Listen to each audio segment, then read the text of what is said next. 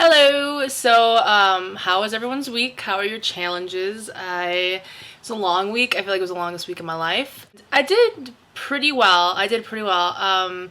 It was very hard to not eat out at all. The Walking Margot thing, there were a few days that I kind of failed the challenge. But for the most part, we walked every day, and she was excited for the first time around, and then generally the second time around she just hated me. It kind of started that tradition as far as now she kind of expects to go for a walk, and that's good because getting out of the house is always fantastic. So this week I kind of wanted to talk about something that's happened to me, I believe, like 3 times in the past year and a half or 2 years. What originally sparked this idea was sometimes I'll randomly flash back to childhood things. I kind of flashed back to, I remember being like 13, 14 years old, and my dad would make me go downstairs in the basement and walk on a treadmill or run on a treadmill for a certain amount of time, and he would sit down there and make sure I was gonna do it, and he'd watch TV or something, but he would make sure I did it regardless of my complaints, regardless of whatever. It made me think about things that just,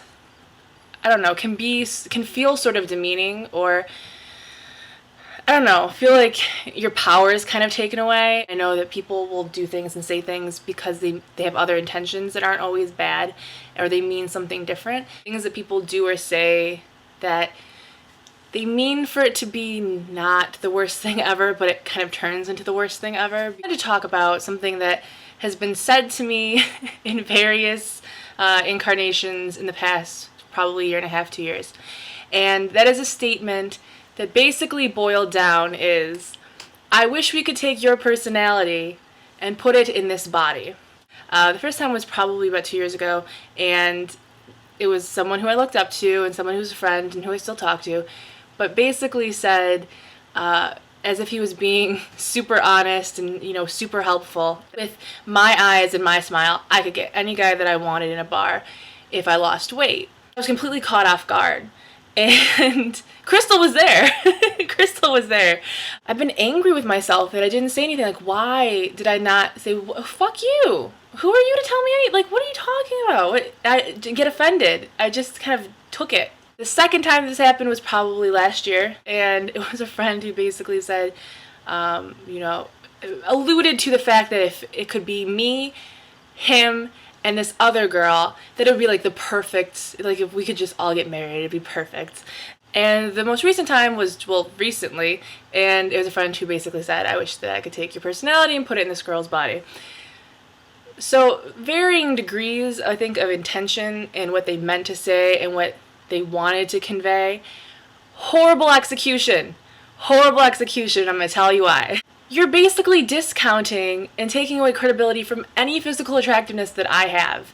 And you're saying, well, you have all the things that are important. You have all the things like the personality and the sense of humor and just all the things that last, And you're a pretty girl, but if you could just be this, if we could just take all those really great things, but put them physically into this. I've just been caught so off guard because these are people that I was friends with, I am friends with, that people that I care about, people that I respect, people that I thought we were in the same mindset, so I just never really expected them to say something that would hurt me. And so I think people say that kind of stuff all the time, and because they catch you off guard, you don't know how to react, and so you're just thanks?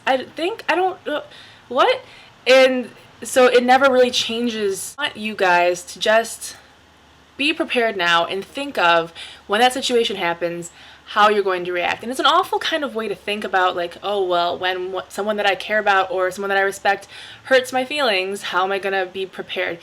But I feel like it's something you almost have to just be ready for. I'm going to try to be better about not being so caught off guard that even if it's 5 minutes later in the conversation and I just realized how awful that was, that I'll just stop and say, let's stop. Because I need to talk about something right now. So yeah, I will talk to you girls next week. If you guys have any experiences or anything where you've had similar situations happen, like I just talked about, feel free to leave them below so I don't feel so alone and like such a loser. And I love you all. I will talk to you later. Bye.